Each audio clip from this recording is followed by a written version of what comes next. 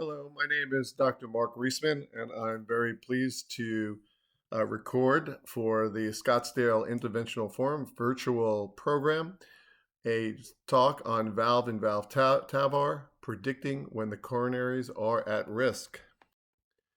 We all know the general nature of the aortic root in the native form in terms of its commissures, the sinotubular junction, the annulus. But this anatomy changes dramatically once considering valve and valve therapies. The one part of the anatomy that consistently is important when describing valve and valve is the sinus of Valsalva, which you could see here by the arrow is well developed, and also the position and placement of the coronary arteries. And that height of the coronary arteries, as well as the position, will play a considerable role in the risk of coronary obstruction during a valve and valve TAVR procedure. When looking at the coronary occlusion concerns, a couple of areas are very, very important. Number one is the initial valve that was placed, the size of the sinuses, the size of the sinus tubular junction or the sinotubular junction, as well as the location of the right and left coronary artery. Here you can see in a native image a valve leaflet that is the native leaflet, which is basically very, very high and up to the STJ, sinotubular junction, and it's causing occlusion of the left coronary ostium. Similarly, in this perfusion model that we have developed, you can see an approach for a valve in valve. You can see the TAVR valve being positioned. You see the bioprosthetic valve in place, and you see a small remnant of a stent of the native coronary artery. You can see here the dilation of that valve, and then ultimately that was just a partial dilation, but once a full dilation is performed, you will see that that there is an encroachment upon the coronary artery. And I'll just fast forward this a little bit to demonstrate that once a second inflation was done, you can see how the TAVR valve is compressing the bioprosthetic valve against the coronary artery, thus the risk of occlusion.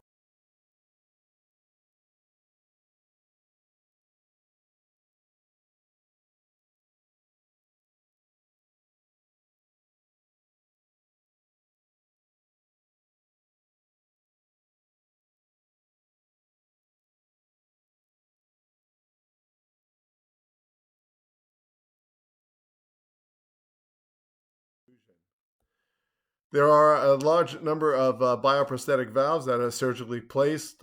Each one of them has its more or less unique features, but what's important is there are the stentless valves as well as the stented valves, and both of them, as you'll see, basically provide unique challenges when doing valve.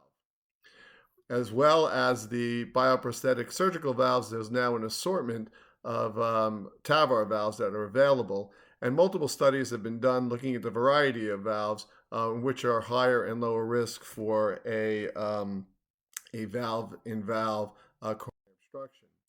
So let's talk specifically about the coronary obstruction in this situation. Here's a case of a core valve that was positioned. As you can see, there's no flow in the coronary arteries. And then on the right image, you can see aortic root injection demonstrating complete occlusion as well using the balloon expandable Sabian type valve. There's been multiple publications. This was by Danny DeVere in 2012, and there was an additional one in 2014 demonstrating the outcomes of these procedures. They most frequently present with immediate shock, and with that, it was subsequently demonstrated in the European Heart Journal in 2017 by Ribeiro and colleagues that the mortality was close to 50% if there is coronary obstruction. So clearly, although the incidence is not extremely high, the mortality is quite significant. When looking at the different valves and the potential for coronary obstructions, the stented with externally mounted leaflets seem to have the highest incidence, followed by the stentless valves, and then followed by the stented with internally mounted leaflets. You can see thus that there are different types of bioprosthetics which could create a variety of different situations. When looking at the actual risk for coronary obstruction, as we mentioned, there is the sinuses, which create a measurement which is called the valve to coronary distance. But not only is it important to look at these various distances when trying to predict, but also understanding the position that the bioprosthetic valve has in place, as well as the potential issues of having somewhat of a canted heart valve placed into the surgical valve, and thus creating this somewhat canted orientation, which is very well demonstrated in the middle image. You can see that in the right-sided image, there's just a very, very small sinus, sinus of Valsalva, and a narrow STJ, and then ultimately you can get obviously challenges with occlusion in those particular situations. Here, just shown very nicely on the right and the left, you see a coaxial aligned bioprosthetic valve in a very capacious aortic root. The virtual THV to coronary distance is demonstrated. The coronary heights are demonstrated. The height from the positioning of the the surgical valve to the coronary is well demonstrated as well. And you could see in the image below on a transverse cut of that, what that would look like. On the right side, you could see when there is a tilted bioprosthetic valve, and despite it being in a somewhat capacious aortic root, you still could run into the problem of coronary obstruction due to the distortion of the way in which the TAVR valve will ultimately sit in place. Here's again some more illustrations where you have a deficient sinus. You have what's called a sinus sequestration. That's when there is contact with the sinotubular junction. And then in D, you can see when you could actually have such a low positioning of the coronary artery that you could actually have a skirt obstruction. That type of issue is almost impossible to deal with when doing these transcatheter procedures. CT imaging, as you would anticipate, plays a significant role in predicting and managing the pre-procedural understanding of the risks of the coronary obstruction. You could ultimately identify the commissures. You could check STJ as well as sinus distances. You could place a model of the TAVR valve in position to make a best guess as the risk of coronary obstruction. Here you can see a number of different images demonstrating a high-risk situation where the VTC, or valve to coronary, is approximately 1.98 millimeters, or approximately 2 millimeters, which would be very, very tight and most probably cause obstruction. There's a low-risk case where you see very, very capacious sinuses, and clearly no risk at all for an issue. And then you can see in the lower image where there's the potential with 2.54 millimeter VTC and creating a high risk for coronary obstruction. The VTC was looked at through a number of different studies as to what the cutoff should be. And I think most of us will agree right now that the cutoff of approximately anything less than 4 millimeters of VTC to left coronary artery osteodistance is predictive with a fairly high sensitivity and specificity of coronary obstruction. You can see here the control group that was used against the obstruction group, and you can see the line of identity is approximately 4 millimeters. Now, in looking at the classification, as we now have started to look at various procedures, we have ways in which to specifically characterize the different aortic routes. We have the type 1, which is the aortic valve leaflets extend below the coronary ostium, very low risk environment. We have type 2, where the aortic valve leaflets extends above the ostium but below the STJ. And there's 2A, which would be wide sinuses, which would be fairly low risk for an occlusion. And then obviously effaced, where the VTC measurement would be very critical. Type 3 is the aortic valve leaflet extends above the STJ. If there's a wide STJ, that's probably not going to be problematic. And then you have the issues of the effaced as well as the narrow STJ. And that's going to be very important when understanding the size of the valve, the distances, and the risk for sequestration or occlusion of flow into the coronary artery.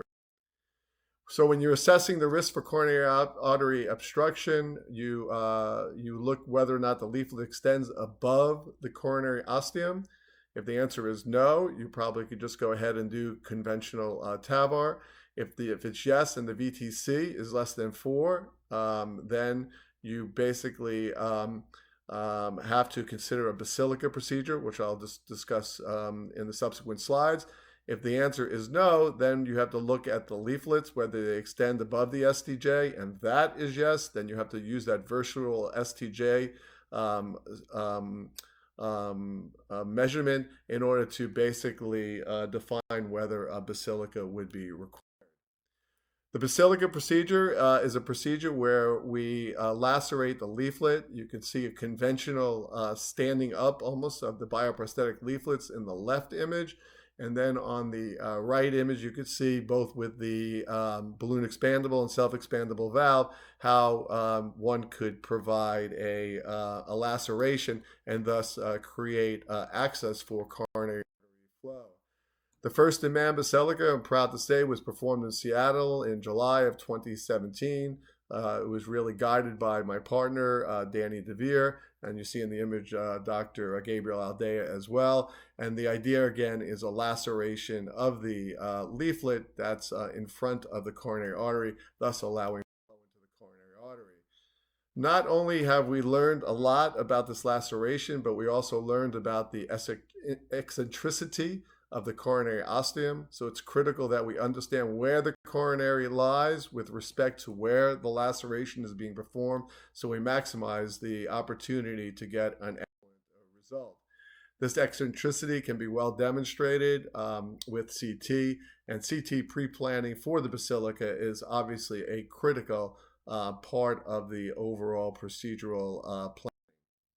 Here you can see also the need for a controlled laceration. Obviously, you want to make sure that you get a nice vertical laceration, so you're basically able to impart the opportunity for the coronary to get the maximum amount of flow at the end of the procedure.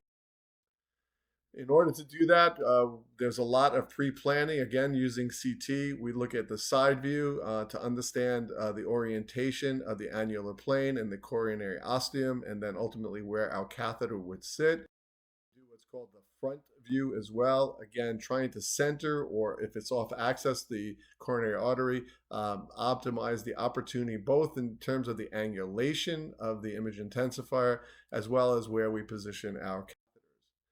So in conclusion, coronary obstruction in valve-in-valve procedures is something that still is very significant and important to think about. The anatomical factors are narrow STJ or low sinus height, basically narrow sinuses of Valsalva, previously root repair, and low-lying coronary ostium. From the bioprosthetic valves, we know there are factors of the annular, whether it's an annular or supraannular positioning, high leaflet profile, internal stent frame, no stent frame, as well as bulky leaflet. So all of these have to be considered when planning for a TAVR valve-in-valve and avoiding coronary artery obstruction. Thank you very much.